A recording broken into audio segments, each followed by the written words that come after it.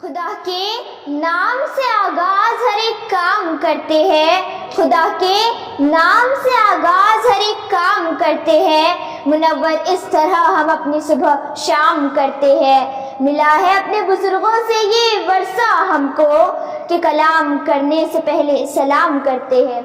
अस्सलाम वालेकुम और सुप्रभात। आज के इस कार्यक्रम के अध्यक्ष, मंच पर उपस्थित सभी अतिथिगण, जज साहिबान और मेरे प्यारे दोस्तों, आज मैं रुशाना रिफा खान, शाहबाबू इंग्लिश स्कूल पातूर की छात्रा, आपके सामने भारतीय संविधान, अल्पसंख्यक अधिकार और अमल बजमनी इस विषय पर अपने विचार व्यक्त करना चाहती हूँ। भारत का संविधान दुनिया का सबसे लंबा लिखित संविधान है, जिसे 26 जनवरी 1950 से लागू किया गया था। हमारा संविधान देश का सर्वोच्च कानून है, जो देश के सभी नागरिकों को समानता, न्याय और स्वतंत्रता का अधिकार प्रदान करता है। और हमारे संविधान में अल्पसंख्यक समुदाय के अधिकारों के लिए विशेष प्रावधान है।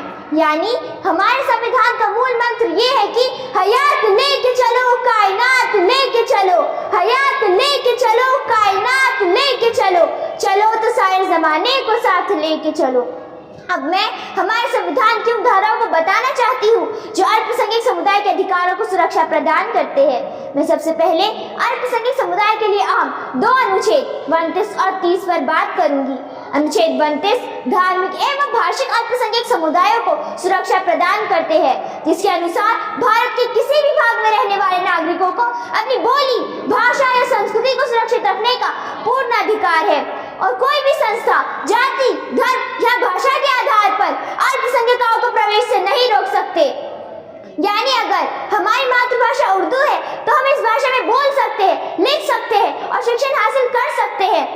और हम अपने धार्मिक वस्त्र जैसे पर्दा, हिजाब पहन सकते हैं और हम अपने रीति रिवाज के अनुसार शादी ब्याह कर सकते हैं, ईद और मुहर्रम जैसे त्योहार मना सकते हैं। और अल्पसंख्यक समुदाय के विद्यार्थी भारत की किसी भी कॉलेज या यूनिवर्सिटी में प्रवेश ले सकते हैं, जिसका उन्हें संवैधानिक अधिकार है। अनुच्छेद 30 अल्पसंख्यक समुदाय को शिक्षण संस्थाओं की स्थापना और प्रशासन का अधिकार देता है और राज्य सरकार इन संस्थाओं को आर्थिक सहायता देने में भेदभाव नहीं कर सकती।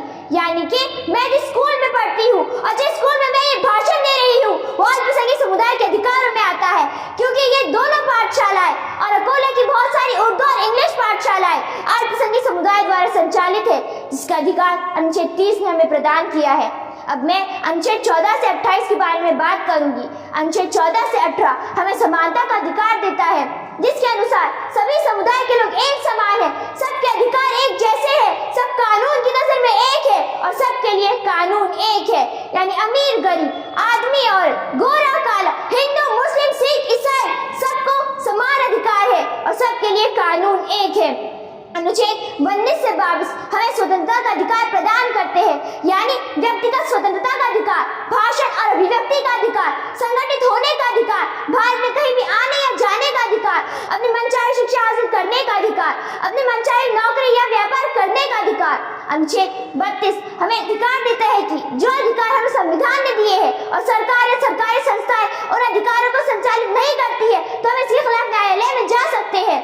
अनुच्छेद 126 हमें अपनी पसंद की सरकार चुनने का अधिकार प्रदान करते हैं, यानी बहुसंख्यक समुदाय के लोगों की तरह अल्पसंख्यक समुदाय को भी राजनीति में भाग लेने का, चुनाव लड़ने का, मतदान करने का और अपनी पसंद की सरकार बनाने का पूर्ण अधिकार है।